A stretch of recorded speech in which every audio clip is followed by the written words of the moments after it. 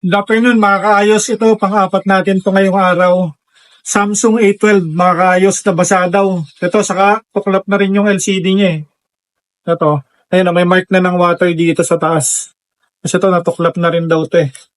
Pinasok na ng tubig. Ayun o.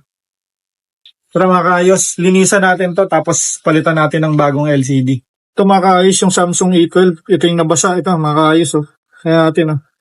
Nag-rainbow na. Kasi ito, tinan na. Ayan na. Nag-ano na siya. Linisan natin to mga kaayos bago natin ikabit yung bagong LCD.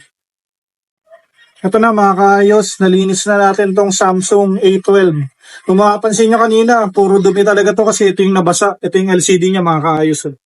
Yan, nilinis na natin siya, pati itong board nilinis na rin natin para if ever meron siyang mga grounded part, natanggal na natin mga kaayos. Ito, testingin na natin yung bagong LCD mga kaayos, kakabit na natin to. Ito na mga kaayos, nakabit na natin yung LCD ng Samsung A12. Nakabit ko na rin yung likod mga kaayos. Screen test tayo ngayon mga kaayos. Ito, yung screen niya okay, walang dark spot. Testing tayo ng touchscreen mga kaayos. Okay din yung touch niya mga kaayos, smooth. Okay na to mga kaayos, pwede na natin itong bigay sa client natin. Tara!